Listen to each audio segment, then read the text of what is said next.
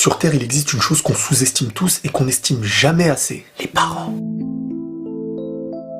C'est vrai que parfois il nous arrive de penser que les parents c'est embêtant, c'est saoulant, c'est dérangeant. Et parfois on dit même que c'est un poids pour nous, pour notre avancée, etc. Faites pas les choquer, on l'a tous déjà pensé. Mais l'essentiel n'est pas là. L'essentiel c'est de toujours se remettre en question. Alors remettons-nous en question. Premièrement, quoi qu'il arrive, et peu importe ce qui se passe, tes parents ça reste tes parents. Que ce soit de bons parents ou de mauvais parents à tes yeux, ça change rien. C'est ton sang, c'est ton éducation, c'est ta base. Et tu es la continuité de ce qu'ils ont commencé. Maintenant, même si tu le souhaitais, tu pourrais rien y changer. Si à tes yeux tu leur trouves tous les défauts du monde, faut comprendre qu'un père ou qu'une mère, c'est les enfants d'avant qui sont devenus les parents de maintenant. Avec la responsabilité d'une vie face à eux. Une responsabilité qu'ils se doivent d'assumer, bien sûr. Même si c'est vrai que c'est pas facile et que malheureusement parfois il y en a qui n'assument pas. Maintenant, on va pas les blâmer. On n'est pas là pour ça. Nous, on cherche plutôt les solutions. On peut y arriver avec de la bonne volonté et avec la foi, petit à petit, on peut faire bouger des montagnes. Ce qu'il faut savoir, c'est que les parents nous éduquent, certes, mais nous nous devons de les éduquer aussi à travers leur éducation. Beaucoup de gens pensent qu'être un bon fils, c'est accepter à tort et à travers tout ce que les parents nous demanderont pour ne pas les blesser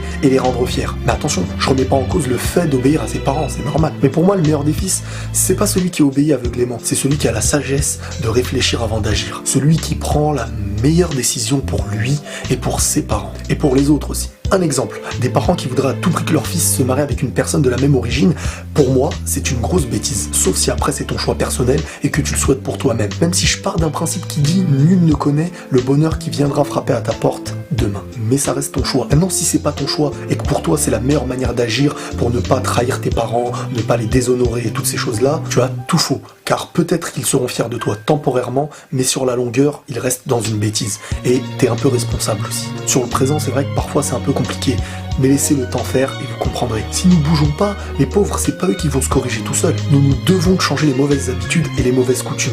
Faisons bouger les consciences. Mais attention, on peut pas leur changer leurs mauvaises habitudes du jour au lendemain. On possède tous nos mauvaises habitudes, mais notre ego, sur le moment, refuserait d'admettre la vérité. Surtout lorsqu'un adulte se fait corriger par un plus jeune, il a du mal à admettre. Ce qui est dommage, parce que les jeunes peuvent nous apprendre beaucoup de choses. Je dis ça comme si j'étais un vieux, moi. Donc à nous de montrer un bon exemple à nos parents sur la durée, en discutant avec eux, calmement, patiemment. Maintenant, il y a un autre problème.